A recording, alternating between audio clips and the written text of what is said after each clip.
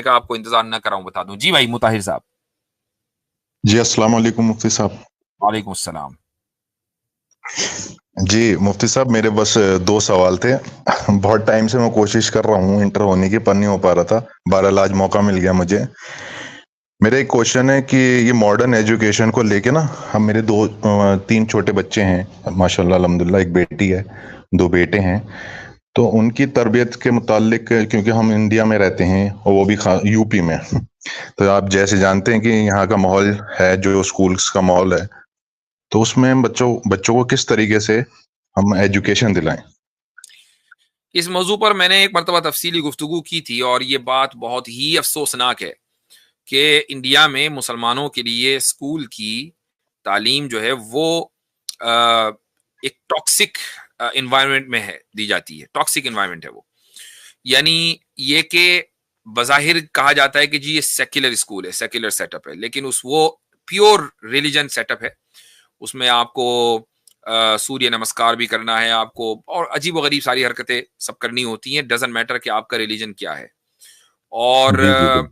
यहाँ तक कि मैंने सुना है अपने बाज रिश्तेदारों से कि ये तक होता है कि ये चेक किया जाता है कि टिफिन में किस तरह का खाना बच्चा लेकर आया अपने घर से। अगर मान बिल्कुल लीजिए वो बिल्कुल इलाका सही। ऐसा है कि जी वहां अंडा नहीं खाते हिंदू, तो वो ये चेक करेंगे ऑमलेट तो नहीं लेकर आया, और कबाब वबाब तो छोड़ दीजिए। तो एक जी खास नजरिए और आइडियोलॉजी को थोपा जाता है।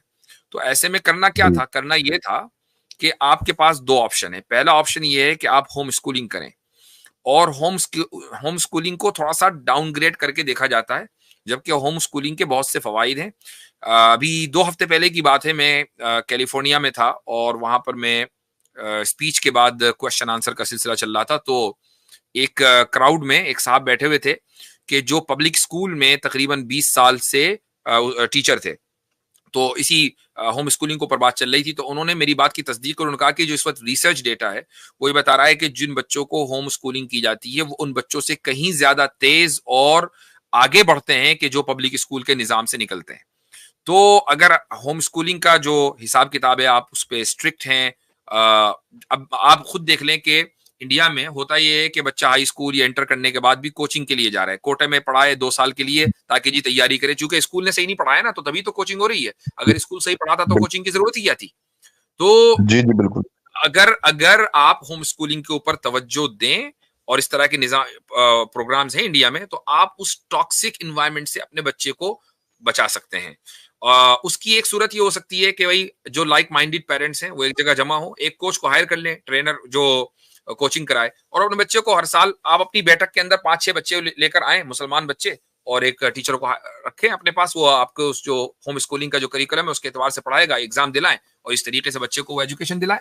तो ये उस वक्त लेकिन तक वो है जब तक कि हम स्कूल कायम नहीं कर रहे हैं।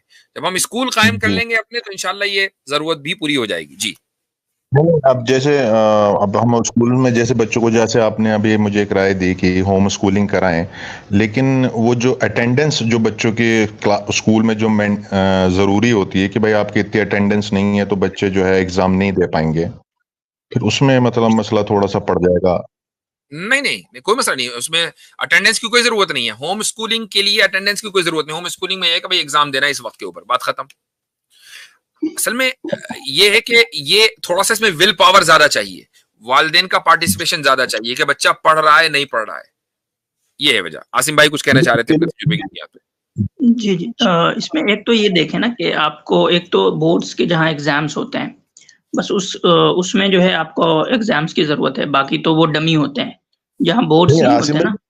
छोटे क्लास असल में क्या ना कि अब तो जो है बच्चों की जो मेंटलिटी जी जो चेंज करी जा रही है, वो तो आप ये समझिए कि फर्स्ट क्लास से ही चेंज कर दी जा रही है। हाई स्कूल तक जी, तो जी। बच्चा मैं बिल्कुल ही खत्म टेक्निकल होता है। इश्यूज़ पे बात कर रहा हूँ कि जो अटेंडेंस वगैरह से रिलेटेड या डिग्री वगैरह से रिलेटेड है। तो डिग्री की ज़रूरत वहाँ पड़ती है जहाँ जहाँ बोर्ड्स होते हैं। बोर्ड से पहले जो भी होते हैं वो डमी डिग्रीज़ होती है, उसकी कोई वैल्यू नहीं होती है, वो बस डमी के तौर पे काम करता है। तो आई थिंक 8वीं से पहले कहीं भी बोर्ड नहीं होता, किसी भी इसमें नहीं होता। तो 8 साल तो एट लीस्ट, और ये वो बहुत क्रूशियल टाइम होता है, जो 8 साल में बहुत कुछ सिखा सकते हैं। और मैं पर्सनली मैं बताऊँ तो स्कूल में जो एक कन्वेंशनल स्कूल है, वहाँ बच्चों को भेजना मतलब वक़्त का ज़िया भी है। जो चीज़ें आदमी 6 महीने में सीख सकता है, वहाँ वो 4 साल में सिखाते हैं। मतलब ऊट-पटांग जो है वो चीज़ें पढ़ाते जबरदस्त हैं। पॉइंट। जबरदस्त और पॉइंट जो है नहीं यानी कि आसिफ कह भाई लें वो कि कि जो जी आजकल जो स्कूलिंग चल रही है वो तो उसमें ज्यादा ऊट पटांग ज्यादा चीजें हैं। एजुकेशन पे तो वो कहते हैं कि आप ट्यूशन से ही पढ़िए। वो तो पढ़ना तो ट्यूशन में ही जाके उन्हें, स्कूल में तो इतनी ज्यादा राइट। स्कूलिंग होती नहीं यहाँ पे जो तो अमेरिका देखिए में क्या यहाँ है पे या आठ फिर साल तक ले तो जाए तो 8 मैं साल तक समझता तो हूँ। कोई जी जी, जी तो मुझसे स्कूल, तो मेरे ख्याल से स्कूल इसलिए भेज रहे हैं कि भाई डिसिप्लिन आ जाए, बस यही बात रह गई। बस बस बस थोड़ा बहुत यही है। और वो एक और एक मार्कशीट मिल जाए उन्हें, क्योंकि अगर अभी अब मैं एक स्कूल में गया था अपना ही मतलब एक ये समझिए कि हमारे कम्युनिटी के लोगों ने स्टार्ट कर रखा है। उन्होंने भी फीस इतनी हाई कर रखी है। अब वो भी नहीं समझते कि लोग हमारी कम्युनिटी के आएंगे तो उन्हें जरूर मतलब उन्हें उन्हें एजुकेशन से मतलब नहीं है, कमाई का अड्डा बना रखा उन्होंने भी। तो मैंने उनसे ये बहुत सब कोशिश करी कैपिटलिस्ट कि इदारे मेरी हैं, एक ये सब बात कैपिटलिस्ट इदारे हैं इस्लामिक स्कूल के नाम पे, ठीक है। जी, कि फर्स्ट सही बात। स्टैंडर्ड में ले लिए तो फर्स्ट स्टैंडर्ड में मेरी बेटी को लिया ही नहीं। बोले आप जो है लास्ट स्कूल से जब आप एलकेजी या यूकेजी ये तो मैं यूकेजी का बता रहा लेकर आए। हूँ ताहिर भाई, उसका तरीका है कि सीधा आप जो है डमी स्कूल्स होते हैं बहुत सारे, वहाँ आप इनरोल करा लें, वहाँ जाना नहीं होता और आपको बच्चे को आप जो है पढ़ाते रहें, घर पे होम स्कूलिंग कराते रहें। उनको बस जो अटेंडेंस की ज़रूरत पड़ेगी, वो सिर्फ़ बोर्ड के जो बोर्ड्स के जो साल होते हैं ना, 8वीं आई थिंक 8th क्लास से बोर्ड स्टार्ट होता है। तो 8 साल बहुत इनफ होते हैं बच्चों को अच्छी तालीम देना, उनको उनकी जो जी तरबियत है वो सब बहुत अच्छे से हो सकती है। तो 8 साल तो एटलीस्ट आपके पास मौका है कि आप उनको इवन घर पे सॉरी क्योंकि आसिम भाई, इवन डर तो इवन जो जो है मैं एक सर्वे पढ़ रहा था इनकी स्कूलिंग की, जापान के कुछ एरियाज हैं, मुझे नहीं पता अब गवर्नमेंट लेवल पे है या प्राइवेट स्कूलिंग स्टैंडर्ड है वो, वहां पर तो 8th स्टैंडर्ड तक एग्जाम्स ही नहीं है। यानी स्कूल्स का पैटर्न ये है जापान के अंदर कि वो बच्चों से एग्जाम ही नहीं लेते हैं, यानी 8th स्टैंडर्ड तक। तो ये बड़ा जबरदस्त पॉइंट आसिम भाई ने रखा है कि ये पूरा बेसिकली हजरत, ये पॉइंट भी बड़ा जरूरी है कि हमारे जो स्कूल्स हैं, ये जो इंफॉर्मेशन सेक्टर होने चाहिए थे, पब्लिक सर्विस के सेक्टर होने चाहिए थे, वेलफेयर के सेक्टर होने चाहिए थे, सोशल रिफॉर्म्स के या उसकी प्रोग्रेस के सेक्टर होने चाहिए थे, ये कमर्शियल सेक्टर बन गए हैं। जी और हाँ, ये पूरा पूरा साल बच्चों को वहां बुलाकर फीसेस भी लेते हैं, अगर वेकेशन करेंगे 3-3 महीने वो भी फीसेस लेंगे।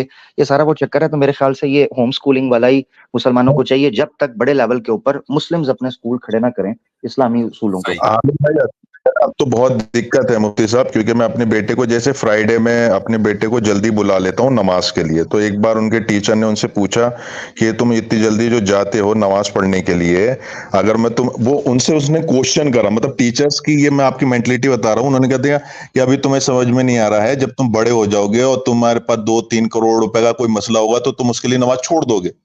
ये मेरे बेटे से बात कर रहे हैं वो बैठ के, और मेरा बेटा कह रहा है कि नहीं, अगर आप 2-4 करोड़ की बात की होगी तो भी मैं नमाज क्यों छोड़ूंगी। जबरदस्त, ये माशाल्लाह। ये बहुत सारे इश्यूज हैं, तो ये इसलिए तरबियत बेहतर है है। ना। और आप अब आपने देखिए तरबियत की तो आप उसका नतीजा खुद आपने खुद देख लिया। जो वालिदैन तरबियत नहीं करते तो बच्चा खामोश हो जाएगा, कहेगा हाँ बात तो सही है। जी, मुझसे नहीं इसमें वो एक तो आखिरी पॉइंट ये ऐड करूँ कि इसमें आम तौर पे ये क्वेश्चन पोज़ किया जाता है कि फिर बच्चे का सोशलाइज़ेशन नहीं हो पाएगा, वो अकेला रह जाएगा, ऐसे-वैसे। भई देखिए, हमारे पास सोशलाइज़ेशन का इदारा स्कूल नहीं है, वो मस्जिद है। आप मस्जिद के जी जी हलकों में बच्चे जो दीनी हलके होते हैं, वहाँ उनको बोलें कुछ बैठने के लिए, रोज़ के एतबार से कुछ ना कुछ तालीम होता है या कुछ और होते हैं, वहाँ बच्चों को ले जाएँ, वो सबसे बेहतरीन तरीका है सोशलाइज़ेशन का। और दूसरा जो सोशलाइज़ेशन का इदारा है हमारा, वो स्कूल नहीं है, वो फैमिली है। कज़िन्स हैं जी उसके, उसके जानने वाले अपने दोस्त अहबाब जो आस-पास रहते हैं, ये यहाँ से सोशलाइज़ेशन होता है, स्कूल से नहीं होता बच्चों का सोशलाइज़ेशन। बिल्कुल। तो ये बस आपको जो है वो उभारेंगे कि डर है, भई बच्चा अकेला रह जाएगा, होम स्कूलिंग करा दोगे, फिर बैठ जाएगा सोसाइटी का, ऐसे हो जाएगा, आगे नहीं बढ़ ये पाएगा, वाला जो कॉम्पिटिशन की डिस्कशन जो है है। ना, ये मैं समझता हूं कि आज की स्ट्रीम का सबसे इंपॉर्टेंट डिस्कशन है। और डिस्कशन की बेशक बात कर रहा हूँ, प्रेजेंटेशन तो हमने शुरू में कर दी थी। और उसकी वजह ये है कि जो एक खास मुसलमान यानी इलाके के मुसलमान है इंडिया के, उसमें भी जो नॉर्थ स्टेट्स हैं, उसमें जो माहौल है उसमें वो अपने बच्चों को कैसे पढ़ाएं। इशू क्या है? इशू ये है कि मसाजिद में बच्चों के हलकात नहीं है। मकतब का एक निज़ाम है और मकतब का निज़ाम वो उतना मजबूत नहीं है जितना होना चाहिए, उस स्टैंडर्ड का नहीं है जितना होना चाहिए। एक मसला। बिल्कुल दूसरा बिल्कुल मसला ये है कि फैमिली की आपस में जो बॉन्डिंग होनी चाहिए वो नहीं है। ठीक है, आपका बच्चा जो है वो अपने दोस्तों के साथ चाहे रोजाना खेलेगा, लेकिन अपने कजिन्स को शायद वो महीनों में मिलेगा जाकर। ठीक है, जो फैमिली की जो जी आपस में बॉन्डिंग है वो नहीं है। मस्जिदों का निजाम सही नहीं है। स्कूलों के बारे में ये समझ लिया गया कि स्कूल अगर नहीं जाएगा तो बच्चा जाहिल रह जाएगा। होम स्कूलिंग के बारे में लोगों को जी पता नहीं। ये सारे पॉइंट्स अगर मैं समझता हूं कि आप अपना एक ग्रुप बना लें, मसलन आपके दोस्तों में या आपके भाई बहनों में जो भी है, सबके बच्चे हैं, आपका 8-10 बच्चों का आपने एक ग्रुप बनाया। अब इस ग्रुप में आप बॉन्डिंग करें, इस ग्रुप के लिए आप एक उस्ताद हायर करें जो इनको कुरान भी पढ़ाएगा, कायदा भी पढ़ाएगा, इनको इंग्लिश मैथ साइंस भी पढ़ाएगा और होम स्कूलिंग लेकर चलेगा। अब इनकी बॉन्डिंग भी हो गई, इनका डिसिप्लिन भी हो गया और इंशाल्लाह ये कामयाब भी होंगे, तरबियत भी हो गई। उसके लिए जरूरी है कि आपको अपना थोड़ा सर्कल बड़ा करना पड़ेगा। अच्छा जी, हजरत, बहुत होम बहुत स्कूलिंग के मैं ये पर्सनल इस पे अपना कंक्लूड एक्सपीरियंस कर बता दूं। मेरे खानदान जी में जी अभी मेरे फैमिली में 7 बच्चे हैं और मैंने कह दिया कि कोई बच्चा स्कूल नहीं जाएगा। उन सब की तालीम की जिम्मेदारी जो है वो मेरी है, मैं कैसे करूंगा, लेकिन स्कूल कोई नहीं जाएगा। जबरदस्त। जबरदस्त अच्छा, माशाल्लाह।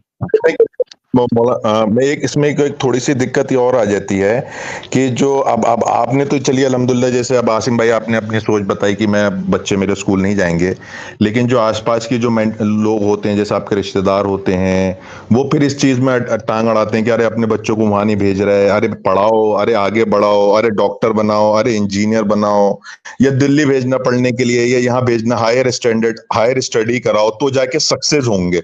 अच्छा, मैं उनसे एक क्वेश्चन पूछता हूँ इसी बात पे, तो मैंने क्या, अगर ये जो आजकल के जो मॉडर्न एजुकेशन में आप सक्सेस किसको मानते हैं, किस चीज को मानते हैं सक्सेस? तो कहते हैं कि सक्सेस हम मानते हैं कि एक आदमी ऊंचे ओहदे पे बैठा हुआ है। तो मैंने किस ओहदे पे बैठा हुआ है, अगर वो जज बना हुआ है या फिर वो सपोज अगर लोकल के एक एसपी बना हुआ है, तो मैंने कहा एसपी साहब जो कि खुद एक बहुत बड़े पढ़े लिखे इंसान है, जो एक हायर स्टैंडर्ड आपके आपके नजर में कि वो हायर स्टडी करके आए, लेकिन वो कहना किसका मान रहे हैं? एक घंटे बजाने वाले का तो कहना मानते हैं। सच को सच नहीं बोलते, झूठ को झूठ नहीं बोलते, खुद तो डरते हैं वो। तो इस एजुकेशन से क्या फायदा जो एजुकेशन आपको सच बोलने से रोक दे या झूठ बोलने से रोक दे? तो आप इसको कैसे कामयाबी कहेंगे? ठीक, सही है। और दूसरी बात ये कि ऊंचे ओहदों पर भी उस सिस्टम से, अपने क्रिएट किए हुए सिस्टम से पहुंचा जा सकता है। बिल्कुल जी आमिर भाई, आप कुछ कह रहे थे, उसके बाद ही आज स्ट्रीम खत्म करेंगे। जी जी, बस इसको खत्म कर देते हैं। आसिम भाई ने, मैं ये समझता हूँ कि ये बड़ी एक इंस्पिरेशन है कि जो लोग कम से कम खुद पढ़े हैं, ये एजुकेटेड टाइप उनका माइंड है, एकेडमिक्स हैं, उनको चाहिए कि अपनी फैमिलीज के अंदर ये जिम्मेदारी ले लें। ये उनके ऊपर ये जिम्मेदारी पड़ती है। यानी हम बजाय इसके कि हम डायग्नोज करें प्रॉब्लम को, बल्कि सोल्यूशन है। सोल्यूशन ये है कि हर फैमिली के अंदर अल्लाह ताला ने कोई ना कोई पढ़ा लिखा बंदा रखा है। अगर उस तक ये बात पहुंचाई जाए, उसको कहा जाए कि वो अपने फैमिली के उन बच्चों की जो कि विलिंग हैं, जो कि अपना कंसेंट देते हैं ताकि किसी किस्म की बेहंगमना सूरत हाल हो, कम से कम उन बच्चों को बचाया जा सके, और वो बच्चे फिर आगे जारी बात है सोसाइटी के अंदर एक रोल प्ले करेंगे, तो इस तरह एक चेन बन सकती है। एक तो ये चीज थी। दूसरा, मैं ये होम स्कूलिंग हजरत इतना बड़ा सेकुलर सिस्टम को और सेकुलर अंपायर को थ्रेट है कि यूरोप में कुछ केसेस ऐसे देखे गए हैं कि बकायदा उन फैमिलीज को क्रैकडाउन किया गया, नॉन मुस्लिम फैमिलीज को जो होम स्कूलिंग कर रही थी, उनके खिलाफ क्रैकडाउन किया गया। दैट मीन्स के सेकुलर लॉबी को या अंपायर को पता है कि होम स्कूलिंग उनके एजेंडे को किस तरह ढा देगी। So that's why it's really important कि फैमिलीज इस चीज को समझें। बहुत शुक्रिया। चलें अच्छा जी, मुफ्ती बहुत बहुत साहब, शुक्रिया, जज़ाकुमुल्लाह खैरन। हेलो हेलो जी मुफ्ती साहब जी, ये एक क्वेश्चन और था। मैं बहुत टाइम से कोशिश करता हूँ, लेकिन अब पता नहीं नेक्स्ट अगली टाइम बार आ मुझे जाइएगा। मौका अब मिले। तो अब बहुत देर हो गई है, लिटरली मुझे कहीं जाना भी है। अच्छा अच्छा अगली मरतबा अच्छा, ये बच्चे, अच्छा आपको बच्चे सलाम करने को कह रहे हैं बस। अस्सलाम हाँ। वालेकुम रहमतुल्लाहि वबरकातुहू। वालेकुम अस्सलाम व रहमतुल्लाहि व बरकातुहू। माशाल्लाह, क्या नाम है? नाम बताओ, साहबजादे का नाम क्या है?